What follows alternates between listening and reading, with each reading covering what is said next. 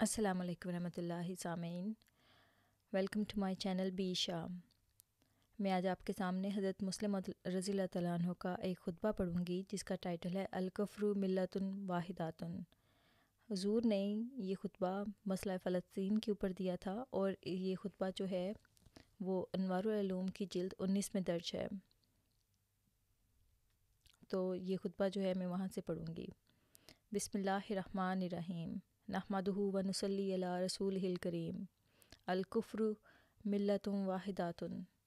وہ دن جس کی خبر قرآن کریم اور احادیث میں سینکڑوں سال پہلے سے دی گئی تھی، وہ دن جس کی خبر تورات اور انجیل میں بھی دی گئی تھی، وہ دن جو مسلمانوں کے لیے نہایت ہی تکلیف دہ اور اندیشناک بتایا جاتا تھا، معلوم ہوتا ہے کہ آن پہنچا ہے۔ فلسطین میں یہودیوں کو پھر بسایا جا رہا ہے۔ کشمیر کا معاملہ پاکستان کے لیے نہایت اہم ہے، لیکن فلسطین کا معاملہ سارے مسلمانوں کے لیے نہایت اہم ہے۔ کشمیر کی چوٹ بالواسطہ پڑتی ہے، فلسطین کی چوٹ بلا واسطہ پڑتی ہے۔ فلسطین ہمارے آقا اور مولا کی آخری آرام گاہ کے قریب ہے، جن کی زندگی میں بھی یہودی ہر قسم کے نیک سلوک کے باوجود بڑی بے شرمی اور بے حیائی سے ان کی ہر قسم کی مخالفتیں کرتے رہے۔ اکثر جنگیں یہود کے اکسانے پر ہوئی تھیں۔ کسریٰ کو رسول کریم صلی اللہ علیہ وآلہ وسلم کے قتل کروانے پر انہوں نے ہی اکسایا تھا۔ خدا نے ان کا منہ کالا کیا، مگر انہوں نے خبث باطن کا اظہار کر دیا۔ غزوہ احزاب کے لیڈری یہود ہی کے ہاتھ میں تھی۔ سارا عرب اس سے پہلے کبھی اکٹھا نہ ہوا تھا۔ مکہ والوں میں ایسی قوت انتظام تھی ہی نہیں۔ یہ مدینہ سے جلا وطن شدہ یہودی قبائلی کا کارنامہ تھا کہ انہوں نے سارے عرب کو اکٹھا کر کے مدینے کے سامنے لا ڈالا۔ خدا نے ان کا منہ بھی کالا کیا، مگر یہود نے اپنی طرف سے کوئی کسر باقی نہ رکھی۔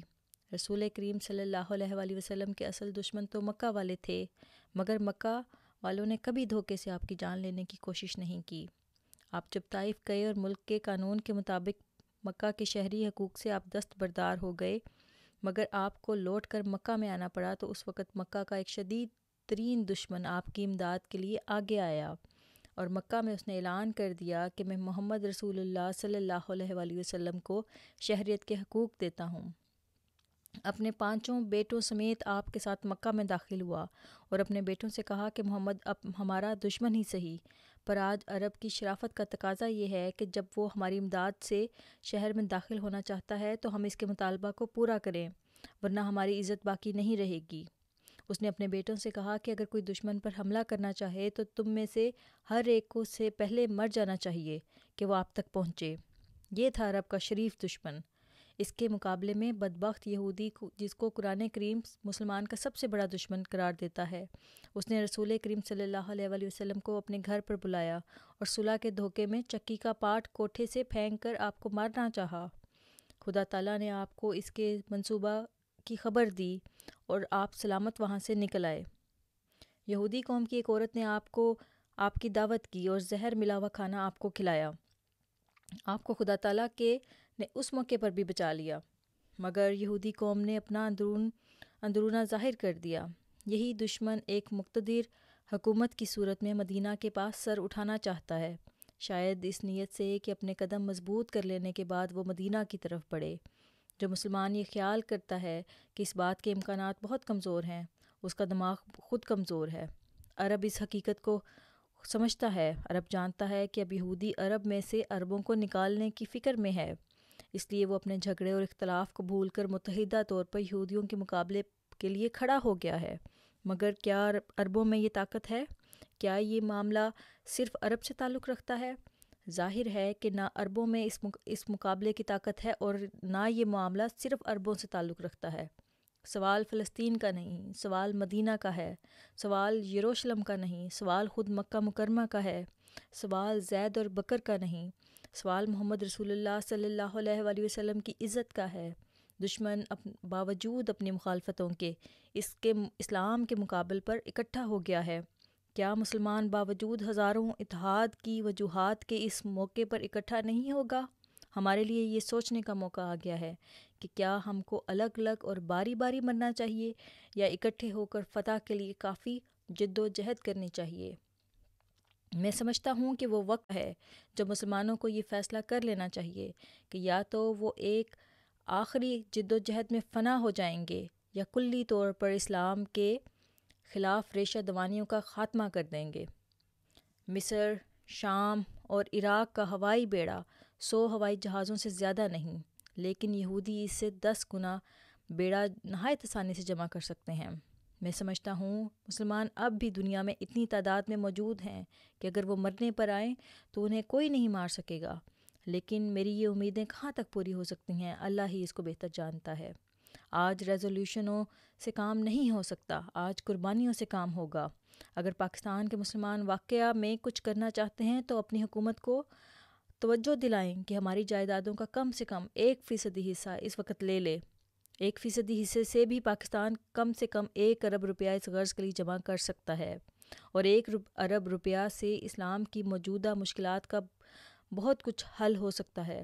پاکستان کی قربانی کو دیکھ کر باقی اسلامی ممالک بھی قربانی کریں گے، اور یقیناً 5-6 ارب روپیہ جمع ہو سکے گا، جس سے فلسطین کے لیے باوجود یورپین ممالک کی مخالفت کے آلات جمع کیے جا سکتے ہیں۔ 1 روپیہ کی جگہ پر 2 روپیہ کی 1 روپیہ کی جگہ پر 2 اور 2 روپیہ کی جگہ پر 3 روپیہ کی 3 روپیہ کی جگہ پر 4 اور 4 روپیہ کی جگہ پر 5 خرچ کرنے سے کہیں نہ کہیں سے چیزیں مل جائیں گی۔ یورپین لوگوں کی دیانتداری کی قیمت ضرور ہے، خواہ وہ قیمت گراں ہی کیوں نہ ہو، انہیں خریدا جا سکتا ہے، خواہ بڑھیا بولی پر، مگر بولی دینے کے لیے جیب بھی بھری ہوئی ہونی چاہیے۔ بس میں مسلمانوں کو توجہ دلاتا ہوں کہ اس نازک وقت کو سمجھیں اور یاد رکھیں کہ آج رسول کریم صلی اللہ علیہ وآلہ وسلم کا یہ فرمان الکفر ملت واحدۃ لفظ بلفظ پورا ہو رہا ہے۔ یہودی اور عیسائی اور دہریہ مل کر اسلام کی شوکت کو مٹانے کے لیے کھڑے ہو گئے ہیں۔ پہلے فرداً یورپین اقوام مسلمانوں پر حملہ کرتی تھیں، مگر اب مجموعی طور پر ساری قوتیں، ساری طاقتیں مل کر حملہ آور ہوئی ہیں، اور آؤ ہم سب مل کر ان کا مقابلہ کریں، کیونکہ اس معاملے میں ہم میں کوئی اختلاف نہیں۔ دوسرے اختلافوں کو ان امور میں سامنے لانا جن میں اختلاف نہیں، نہایت ہی بے وقوفی اور جہالت کی بات ہے۔ قرآن کریم تو یہود تک سے فرماتا ہے قُلْ يَا أَهْلَ الْكِتَابِ تَعَالَوْا إِلَى الْكَلِمَاتِ سَوَاءٍ بَيْنَنَا وَبَيْنَكُمْ أَلَّا نَعْبُدَ إِلَّا اللَّهَ وَلَا نُشْرِكَ بِهِ شَيْئًا وَلَا يَتَّخِذَ بَعْضُنَا بَعْضًا أَرْبَابًا مِّن دُونِ اللَّهِ۔ اتنے اختلافات کے ہوتے ہوئے بھی قرآن کریم یہود کو دعوت اتحاد دیتا ہے۔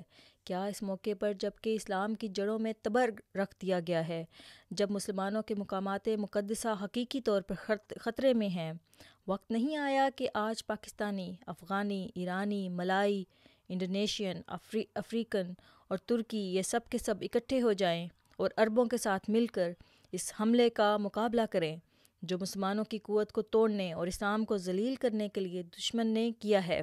اس میں کوئی شبہ نہیں کہ قرآن کریم اور حدیثوں سے معلوم ہوتا ہے کہ یہودی ایک دفعہ پھر فلسطین میں آباد ہوں گے، لیکن یہ نہیں کہا گیا کہ وہ ہمیشہ کے لیے آباد ہوں گے۔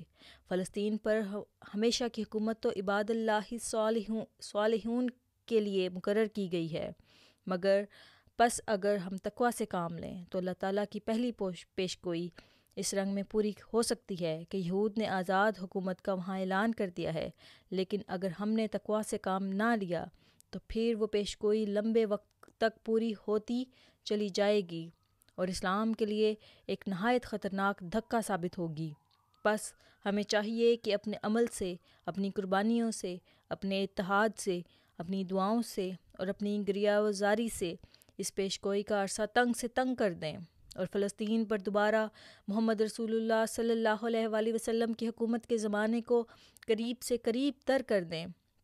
اور میں سمجھتا ہوں کہ اگر ہم ایسا کر دیں تو اسلام کے خلاف جو روز چل پڑی ہے وہ الٹ پڑے گی، عیسائیت کمزوری و انحطاط کی طرف مائل ہو جائے گی اور مسلمان ایک دفعہ بلندی اور رفعت کی طرف قدم اٹھانے لگ جائیں گے۔ شاید یہ قربانی مسلمانوں کے دل کو بھی صاف کر دے اور ان کے دل بھی دین کی طرف مائل ہو جائیں، اور پھر دنیا کی محبت ان کے دلوں سے سرد ہو جائے، پھر خدا اور اس کے رسول اور ان کے دین کی عزت و احترام پر آمادہ ہو جائیں۔ خاکسار مرزا محمود احمد، امام جماعت احمدیہ الفضل 31 مئی 1948۔ اللہ حافظ۔